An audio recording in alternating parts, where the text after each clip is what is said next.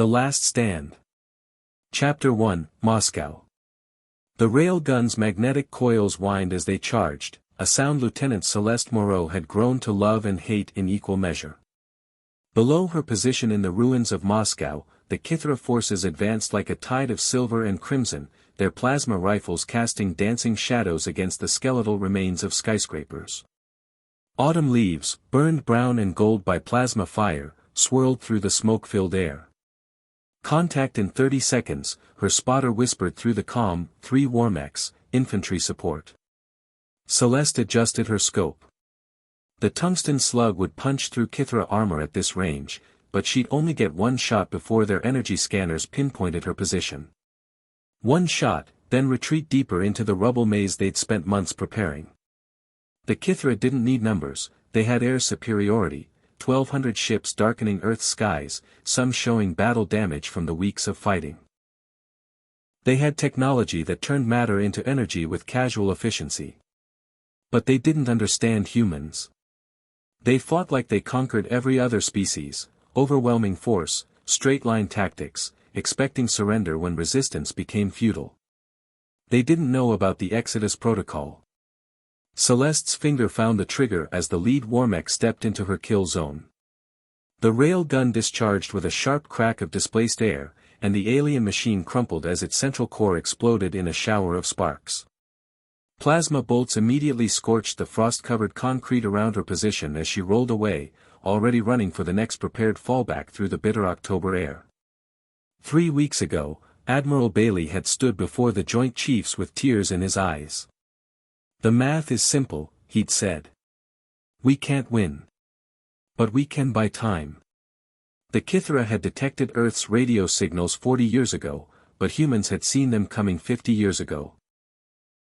A faint gravitational disturbance in the Oort cloud, barely visible to humanity's most sensitive instruments. 50 years to prepare.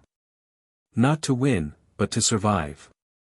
While Earth's best minds designed weapons and fortifications for the coming war, the real plan was already in motion. Generation ships, launched in secret toward Kepler 442b, Proxima Centauri b, and a dozen other worlds. Primitive by Kithra standards, invisible to their sensors, carrying humanity's children toward futures they might never see. Celeste's squad regrouped in an abandoned subway tunnel, faces grim but determined. Above them, the battle raged, rail gun emplacements trading fire with plasma artillery, human fighter craft darting between massive alien cruisers like gnats harassing giants. Every shot fired, every life lost, was buying more time for the ships to reach safe distance. "Status report," she barked into her comm. "Sector 7 is holding." "Sector 12 just fell back to secondary positions," came the reply. "Admiral says another 6 hours should do it." 6 hours. The ships would be far enough out by then, hidden in the cosmic background radiation, their occupants in cryosleep for the decades-long journey ahead. 6 hours to hold against impossible odds so that somewhere, someday, human children would breathe alien air under foreign stars. A Kithra patrol rounded the corner, their powered armor gleaming with stored energy. Celeste raised her rifle, knowing it was futile, knowing it was necessary. Behind her, Corporal Martinez primed the tunnel charges that would bring tons of concrete down on their position. The enemy had won this world. But they had no idea that humanity's real victory was already 3 light-years away and accelerating. Celeste smiled as she opened fire. Let them have Earth. Let them think they'd exterminated another species. The universe was vast, and somewhere in its depths, human hearts would beat again. The charges detonated, and the tunnel collapsed in thunder and darkness. Above the rubble, the Kithra moved on, masters of a world that no longer mattered.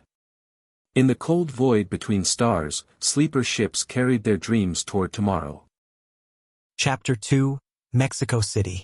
The ancient Aztec calendar stone watched over the ruins of the Templo Mayor with stone eyes that had seen empires rise and fall. Now it bore witness to humanity's final empire making its last stand. Captain Diego Herrera crouched in the shadow of the archaeological site, his breath forming small clouds in the cool mountain air as he checked his chronometer. 3 minutes until the Kithra patrol reached the kill zone. His team was spread across the plaza. 8 fighters armed with improvised explosive devices, rail pistols, and 50 years of bitter knowledge about what was coming. The aliens moved in predictable patterns, their arrogance making them careless. They saw humans as vermin to be exterminated, not as predators capable of learning, adapting, striking back. Jaguar 1, in position, whispered Sergeant Ana Vega from her hiding spot behind a collapsed colonial building. Jaguar 2, ready? Came the reply from Corporal Luis Santos, concealed in the ruins of the cathedral. Diego watched the thermal signatures approach through his scope. A Kithra reconnaissance unit, 6 soldiers in powered armor, moving through what they thought was a cleared sector. They had no idea that Mexico City's defenders had been using the ancient tunnel systems beneath the city, networks that predated even the Aztec Empire. The lead alien stepped onto the pressure plate Diego's team had buried beneath the plaza stones that morning. The shaped charge erupted upward, punching through the Kithra's energy shields and armor like tissue paper. Before the others could react, railgun bolts streaked from 3 different positions, their tungsten cores finding gaps in alien defenses. 6 seconds. 6 dead aliens. But Diego knew they had maybe 2 minutes before orbital scanners detected the attack and plasma artillery turned this entire block to glass. Move! Move! Move! He barked into his calm. The team scattered like roaches, each taking a different escape route through the pre-planned maze of rubble and underground passages. Diego dropped through a concealed entrance into the metro tunnels, his boots splashing through ankle-deep water as emergency lighting cast eerie shadows on the tiled walls. Above him, the sky lit up with plasma fire as the Kithra response arrived. The ancient stones of Tenochtitlan cracked and melted under alien fury, but the tunnels held. Spanish conquistadors had built over Aztec foundations, and Mexican engineers had built over Spanish ruins. The city was layers upon layers of human stubbornness, refusing to die easily. Jaguar team, sound off, Diego called as he reached the first checkpoint. Jaguar 1, clear and moving. Jaguar 2, minor burns but mobile. Jaguar 3, static. Then over comms, Jaguar 3 is down. Sandoval's trapped in Sector 4. Diego's jaw tightened, but he kept moving. They'd known this was a one-way mission when they volunteered. Every successful ambush, every dead alien, every minute they stayed alive was another minute for the Exodus ships to reach safety. He emerged from the tunnels 3 kilometers away, in what used to be Xochimilco. The floating gardens were ash now, the canals boiled dry by orbital bombardment. But the network of irrigation channels and artificial islands provided perfect cover for hit-and-run attacks. His communicator crackled with encoded transmissions from resistance cells across the globe. Moscow had fallen silent 6 hours ago. Celeste Moreau and her team had bought their precious time and paid the price. Sydney was still fighting. Sao Paulo had gone dark.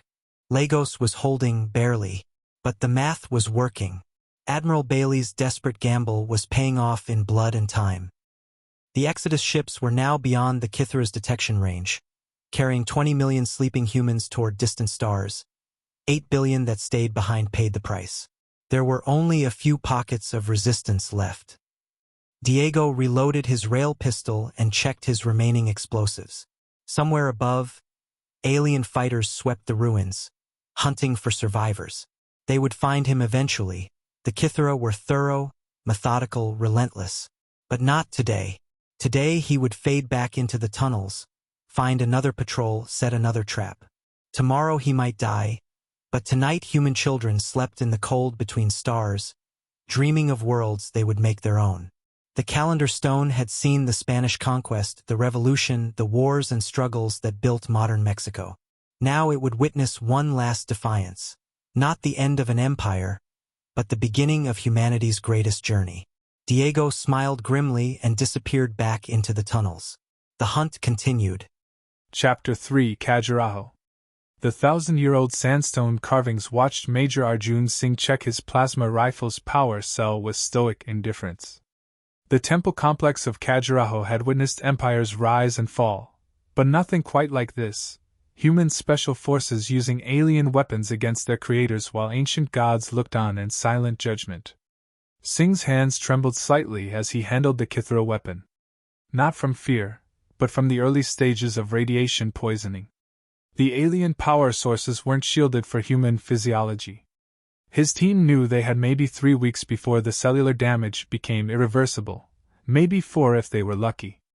The nosebleeds had started yesterday. "Contact 2 clicks out," whispered Lieutenant Priya Sharma from her position atop the Kandarya Mahadeva temple. The carved spires provided perfect concealment, and her sniper's eye had adapted well to the plasma rifle's energy sight. "Kithra Heavy Assault Team, 12 strong." Singh smiled grimly. The aliens had learned to fear this sector after his team had eliminated 3 patrols in the past week. Now they were bringing serious firepower to root out what they assumed was a major resistance stronghold. They had no idea they were hunting just 6 dying commandos armed with stolen technology. "Remember the pattern," Singh whispered into his throat mic. "We hit hard, we hit fast, and we disappear before their orbital support can lock on." His team was the best India had ever produced: parachute regiment veterans, national security operators, men and women who had trained their entire careers for impossible missions. They'd volunteered for this when command explained what using the captured weapons would cost them. Not one had hesitated. The irony wasn't lost on Singh. They were using the Kithra's own superior technology against them, paying for that advantage with their lives. Every shot from the plasma rifles was borrowed time, bought with DNA damage and cellular decay. But each dead alien was another minute for the Exodus ships, now safely beyond the heliopause and accelerating toward humanity's future. Corporal Vikram Mehta emerged from the shadows between temple pillars, his captured plasma rifle humming with deadly energy. The weapon was beautiful in its efficiency: no recoil, no muzzle flash, just pure concentrated death. He'd killed 17 aliens with it in the past 5 days. The radiation burns on his hands were a small price for such effectiveness. "Position Alpha ready," came Mehta's whisper. "Position Beta in place," replied Sergeant Kavita Nair from her concealment among the erotic sculptures of the Lakshmana temple. The ancient artist had carved couples in eternal embrace, their stone faces serene even as plasma fire would soon light up the courtyard. Singh felt the familiar wave of nausea that had been getting worse each day. His medical training told him exactly what was happening inside his body: bone marrow failing, immune system collapsing, organs beginning to shut down. He had perhaps 2 weeks of combat effectiveness left, maybe less. But 2 weeks was an eternity in the mathematics of the Exodus protocol. The Kithra assault team moved into the temple complex with characteristic arrogance, their powered armor gleaming in the afternoon sun. They expected to find terrified civilians or poorly armed rebels. Instead, they walked into a killing field designed by India's finest special forces operators. Singh waited until the lead alien passed the trigger point, then opened fire. The plasma bolt struck the Kithra center mass, burning through energy shields and armor like paper. Around the courtyard, his team's captured weapons spoke in unison: alien technology turned against its creators. The battle lasted 37 seconds. When it ended, 12 Kithra soldiers lay dead among stones carved by masters a millennium ago. Singh's team was already moving, fading back into the network of temples and underground passages they'd spent weeks mapping. Above, the sky began to glow as orbital bombardment prepared to turn the complex to glass. But they would be too late. The ghosts of Khajuraho were already gone, carrying their stolen fire to the next battlefield. Singh paused at the entrance to the escape tunnel, looking back at the temple spires. His grandfather had brought him here as a child, telling him stories of the Chandala kings who had built these monuments to human creativity and divine love. Now they were monuments to something else: humanity's refusal to die quietly. His hands were shaking worse now, and there was blood in his saliva. 2 weeks, maybe less. But somewhere in the cold between stars, children slept in artificial wombs, destined to wake on worlds where humans would build new temples, new monuments to the species that refused to surrender. Chapter 4: Upper Peninsula. The ancient pines of Michigan's Upper Peninsula had survived ice ages, logging booms, and centuries of human expansion. Now, they bore witness to something entirely new: humans and wolves hunting the same prey. Staff Sergeant Maria Kingbird crouched behind a massive white pine, her Ojibwe grandfather's teachings serving her better than any military manual. The forest spoke to those who knew how to listen, and right now, it was whispering warnings about the Kithera patrol moving through the underbrush 300 meters to her south. Her mixed unit, Army Rangers, National Guard, and volunteers from the Bad River and Grand Portage reservations, had been using guerrilla tactics for 2 weeks now. The dense forest canopy blocked most orbital surveillance, and the Kithera's thermal imaging struggled with the layered ecosystem of the old-growth wilderness. "Contact bearing south-southwest," whispered Corporal James Bear Cloud from his position in a towering maple. His voice carried the calm confidence of someone who'd grown up hunting these same woods. 8 hostiles, moving in standard sweep formation. Sergeant Mike Torres, a ranger from Detroit, checked his rail rifle and grimaced. Their ammunition was running low. Every shot had to count. "We hit them at the creek crossing. Natural funnel point." Kingbird nodded, then froze as a sound that didn't belong cut through the forest. Not the measured advance of alien soldiers, but something else. Something angry and desperate. A grizzly bear burst from a thicket of birch saplings, 800 pounds of muscle and fury driven mad by the plasma burns across its flanks. The great bear had encountered the Kithera Patrol's advanced scout and learned, like every other creature in these woods, that the aliens meant death. The alien soldier raised his plasma rifle, but the bear was already airborne. Claws designed to catch salmon and tear apart logs ripped through energy shielding like tissue.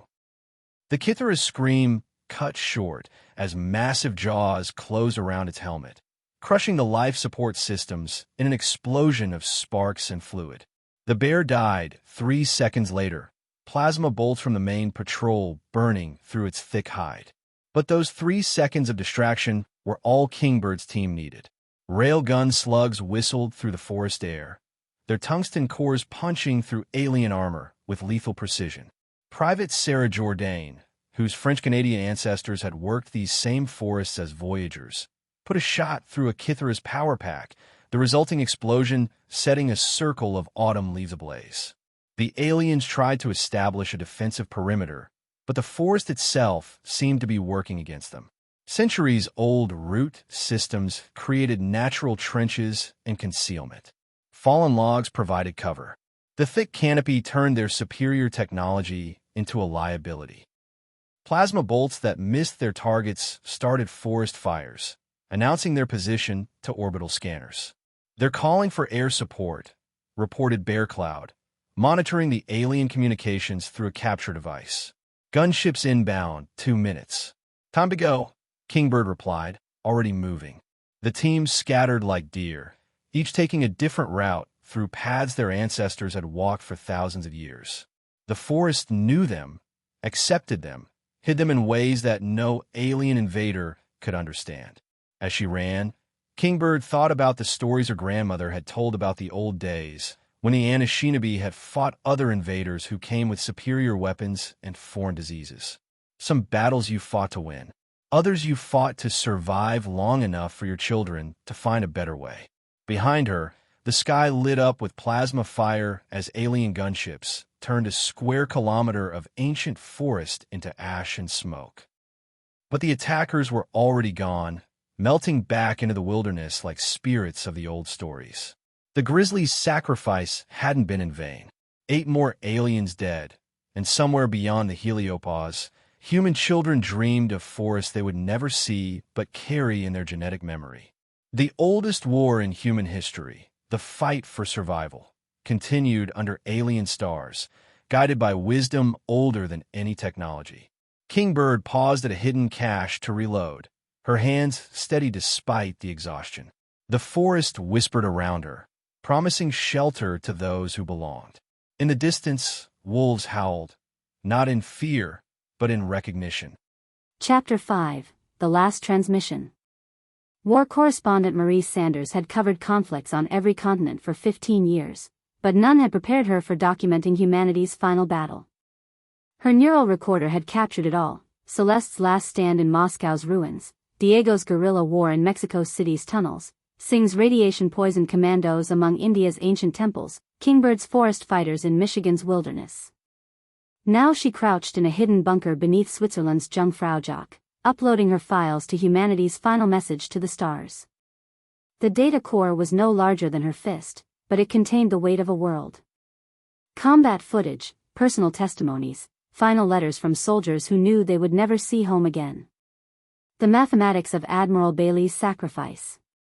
The poetry written by children in the Exodus ships before they entered cryosleep. The last songs recorded by street musicians in Sao Paulo as the plasma bombardment began. Upload at 93%, reported Dr. Dmitry Ivanov, the physicist who had designed the messenger probe. His hands shook as he monitored the data transfer, not from fear, but from exhaustion.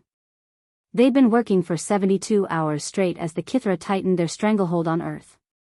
Mai watched the percentage climb and thought about the faces she'd recorded. Celeste Moreau, smiling grimly as she explained why humans fought battles they couldn't win. Diego Herrera, his eyes bright with defiance as he disappeared into ancient tunnels. Arjun Singh, already dying from radiation but still planning his next ambush. Maria Kingbird, teaching her rangers to read the forest like her ancestors had for 1,000 years. All of them dead now. All of them knowing, when she interviewed them, that they were speaking as ghosts, the children sleeping in the cold between stars who would inherit their sacrifice. Upload complete, Dmitry announced. Probe is ready for launch. Through the bunker's periscope, Marie could see the hidden launch tube emerging from what appeared to be a natural rock formation.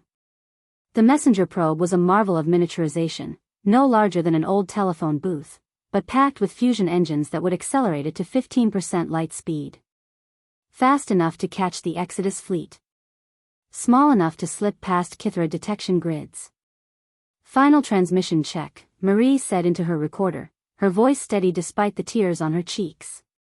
This is Marie Sanders, embedded correspondent, documenting the final defense of Earth. To whoever receives this in the colonies, we held the line. We bought you time. We made sure you would remember not just that humanity survived, but how it chose to survive. She paused, thinking of all the stories contained in that small data core.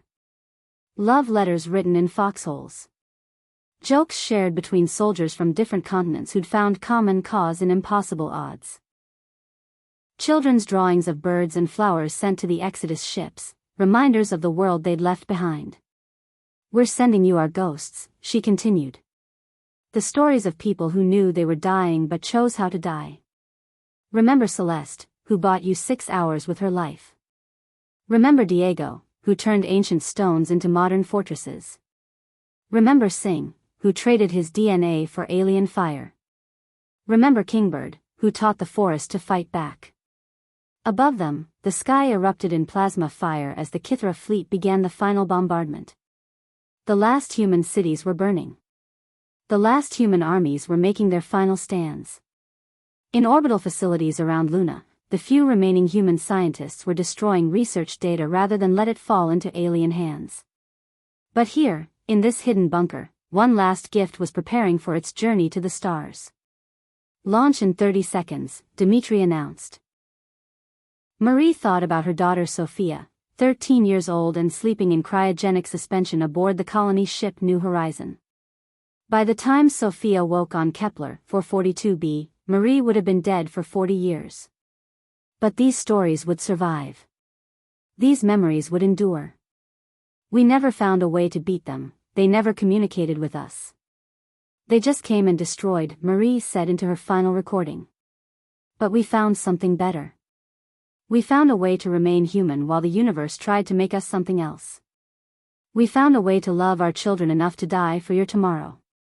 The launch tube's magnetic coils hummed to life. We are more than the sum of our defeats, Marie continued.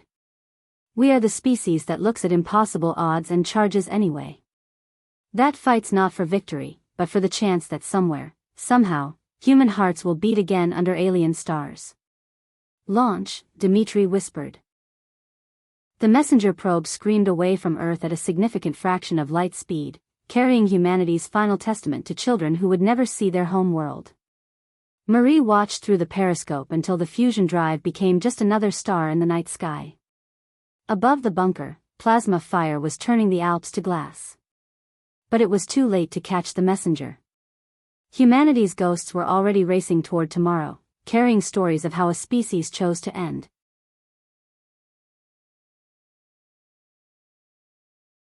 Not with surrender, but with defiance that would echo across the galaxy. Marie smiled and powered down her recorder. The last story was told. The rest would be written by hands not yet born, on worlds not yet touched, under suns that still waited to warm human faces. In the cold between stars, children dreamed of home. Soon, they would have the stories to remember the price for their survival.